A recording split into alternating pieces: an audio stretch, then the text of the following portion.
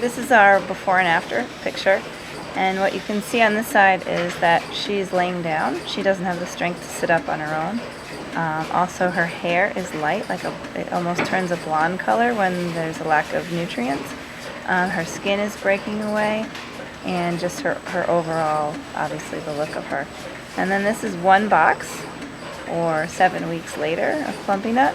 You'll see, first of all, she's sitting up by herself. She obviously looks more happy. Her skin color has changed, her hair color, and everything about her has changed to the point that she's almost not recognizable except for this little braid sticking out of her head. So I put this picture next to where the boxes come out on the production lines, because to me every box represents this transformation, and it's important for us to remember that fact every time one goes past the window. Edesia was set up with the mission to treat and prevent malnutrition.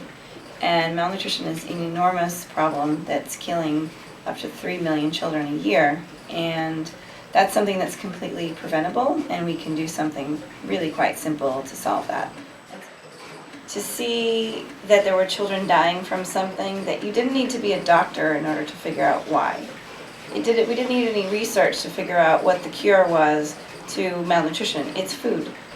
And that was such a simple concept that as a mother I could understand that must be devastating to lose a child over something so simple. In 2009 it was just the two of us, and now we're 75 people, which is really exciting.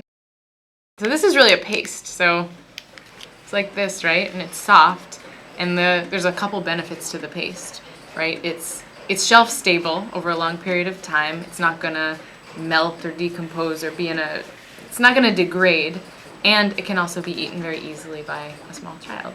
They call it ready to use therapeutic food because that was the crux of it. They needed something ready to use, not a powdered milk that had to be reconstituted with water. So it depends on their weight, but on average it's going to be 3 of these per day for a period of about 2 months to get fully better. And this is their whole caloric and nutritional needs fulfilled with this. In Bangladesh or in India, you're looking at an 18-month child and you think it's a healthy 10-month-old child. It's not. It's a very small 18-month child because they're not growing. And it's not just physical, but it also has mental effects. So the body and brain are growing so rapidly between conception and 2 years of age, especially up to age 5 as well. But during that time, the child, no matter where they are in the world, needs certain things. They need vitamins and minerals. They need the micronutrients, the macronutrients, and if they get them, they grow to their full potential. If they don't get them, they don't.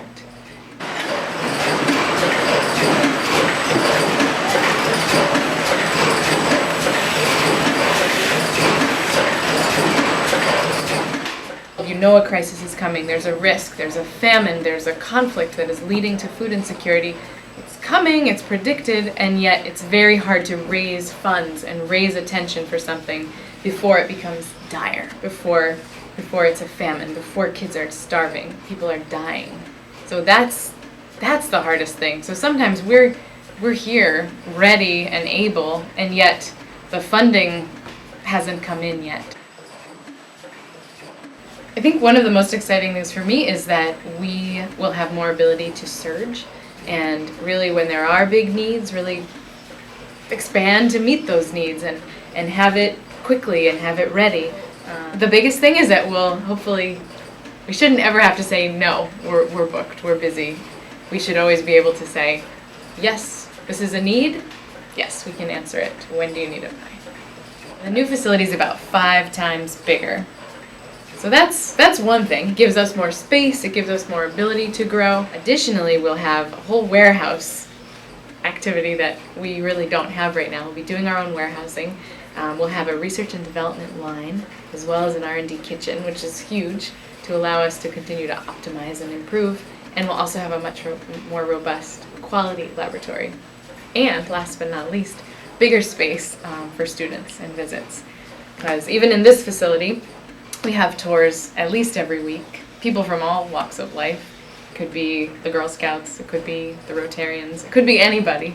But that's also a really important part of what we do as a nonprofit, is to spread awareness and attention and get people involved and get people realizing from little Rhody right here, we are shipping to almost 50 countries around the world, and we're impacting millions of children.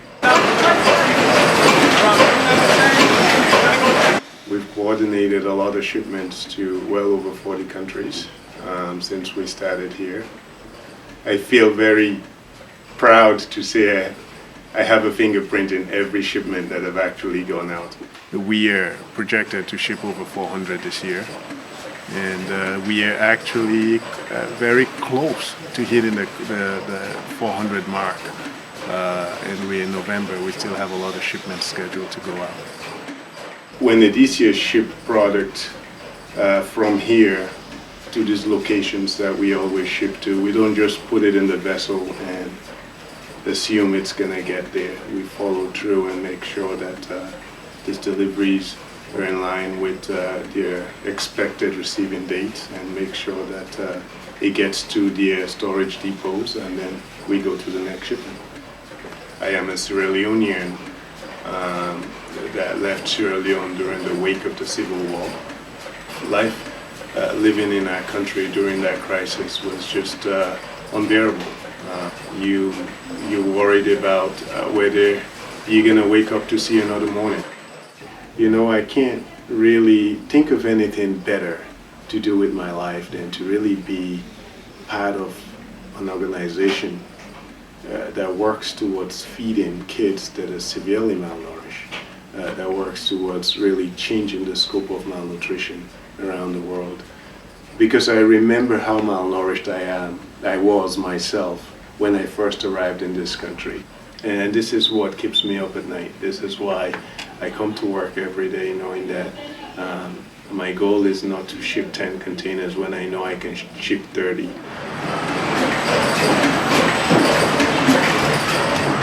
This year alone, in 2015, we will have sent out enough ready-to-use foods to reach 1 million children. And that's not just for one day, it's for full treatment. So for the most severe cases, that can be about an average of 7 weeks. And when we're doing prevention, that's actually a much longer period of time. So 1 million children for a complete treatment that will rehabilitate them back to healthy life. And we're really looking at trying to deliver micronutrients that help build their brains and bodies. Because if we don't intervene during those critical windows of opportunity, then it's irreversible. We can't get that back later, and the damage is really permanent. So by intervening, that impact is lifelong. It will allow children to be able to learn in school, to get jobs, and it really, at the end of the day, impacts GDP overall for our country. The vision for the new factory really is to continue what we're doing, but also add a completely new component, which is this innovation center, and really using the expertise that we've developed over the last few years to look at new populations that are not currently being reached. That could be more work with adults with HIV, it could be school children, not only internationally but domestically as well. Also looking at pregnant and lactating mothers. These are all critical intervention points. I think one of my favorite things to do is go out into the field. That's why we started this, after all, is really talking to mothers and their children and understanding their stories and how they got here, and how oftentimes they feel like they have failed if they have a child who's severely malnourished, and that we can deliver a solution to really quite simply fix that. Is a great thing to experience. And when you are sitting in those malnutrition wards, and the kids and the moms are getting the training on how to use the products, and to watch one open up a sachet and take their first bite is then nothing but smiles. And so that's really great to see them literally coming back to life and lifting up their heads for the first time to take a drink of water and have a first try of Plumpy Nut. I could sit there all day. It's really magical to watch that transformation. And when the kids come back a couple weeks later, you really can't even recognize them. So I'm always looking for a little earring or a little braid or something that shows me that was the same kid who was here before.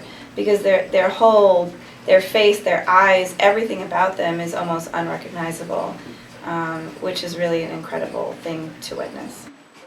Sometimes you wonder why the mothers have such large families and why they have so many children. And really the very simple answer is they know that they're going to lose a few of those.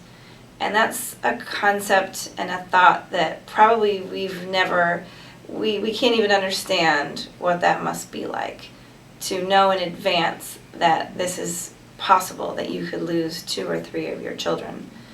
And but that's a harsh reality, and what I would like to see is a world where those mothers don't have to go through that heartache. We're looking for people to help support our mission, and it is really quite inexpensive to be able to help just one child. And so for $50, that can buy an entire box of Plumpy Nut and deliver a 7-week treatment that can completely rehabilitate and change a child in just a few weeks.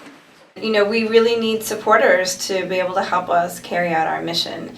And we're working around the clock 24 hours a day to get as much of this out into the field as we can. But we want to start a volunteer program. We want to have recurring donors. We want to have people feel like they're part of our family and really part of making a difference. And I think the most exciting part is the products that we make are so tangible, and that you can literally see a marked difference in these kids in such a short time, that you know exactly where your money's going to, and you know exactly what it did.